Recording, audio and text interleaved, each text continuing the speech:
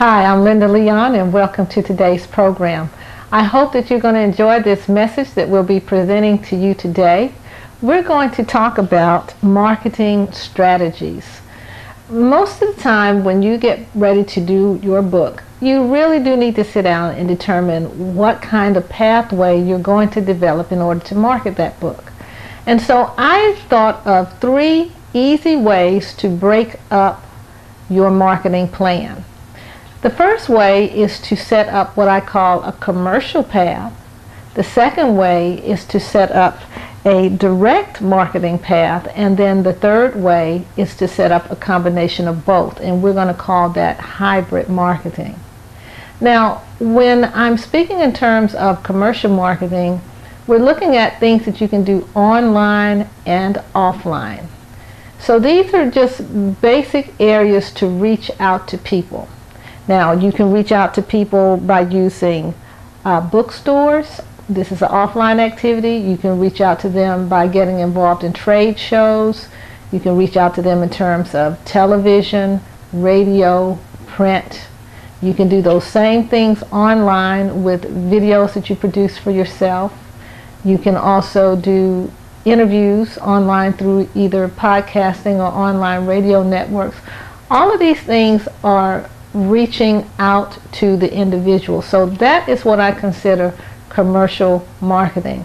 So you need to sit down and write out a list of those things that you feel comfortable doing as a part of your outreach to the mass public. And it will be on a mass level, especially if you get yourself on that interview pathway and you're going out doing that, or either speaking engagements, things like that. Those are all commercial driven outward to the people. The next one is the direct marketing. And direct marketing involves creating your own personal niche. In other words, these are people who relate to what you have to offer and you are selling directly to them. So that could be your Twitter group, your Facebook fans, that could be your, if you have a regular podcast that comes on every week, it could be the audience that you create through those mechanisms. Those are the things that you're going directly to the people. So it's a little bit different from the commercial side, where it's more of a net that you're just tossing out, a big broad net. When you go into the direct marketing side, it's more targeted. You find the areas of people that most relate to your particular book topic and you work directly towards them. For example, when I did my cookbook several years ago, I told the story of how I eventually found my audience. Well, once I found that audience, they were theirs forever. You know, I'm still reaching out to them, they're still reaching back out to me, and it's been over 10 years. But I found that television was my best medium, because every week those same people would come and listen to that particular broadcast that I was doing, and those same people would purchase my cookbook. And you know, this went on for years. And right now I do the same thing with my podcast program. I have a weekly podcast called Book That Author that comes on Blog Talk Radio, and every week we reach out to the same audience. It has built up to about 20,000 listeners.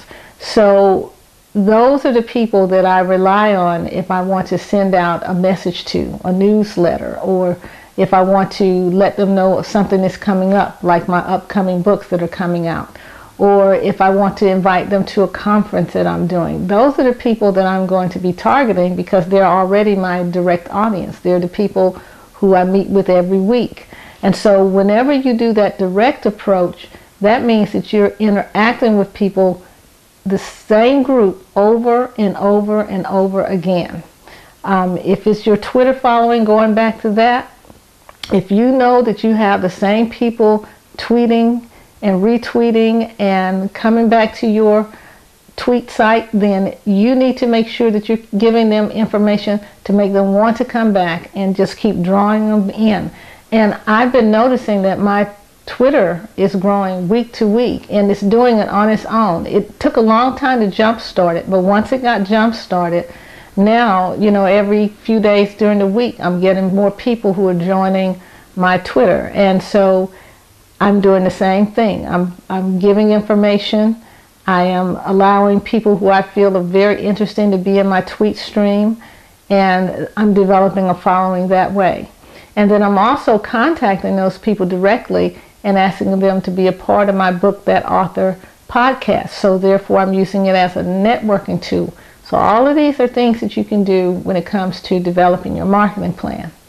Now when it comes to the hybrid, then you're doing a little bit of both. You're doing some commercial marketing, and then you're also doing some direct marketing. And so I think it is always a good thing to combine the two.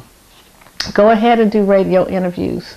If you can get radio interviews offline, fine. If you can get them online, fine. Whatever means you do it, do it. If you can get involved in some blogging online or become a guest blogger for somebody's site. If you can maybe allow your book to be presented at a trade show. All of these things, when you combine them, they give you twice as much impact. So that's my tip for the week. Make sure that you are doing a combination of things when you sit down and you write out your marketing plan. You want to have some commercial outreach, you want to have some direct marketing, and then when you combine the two, that's called hybrid marketing.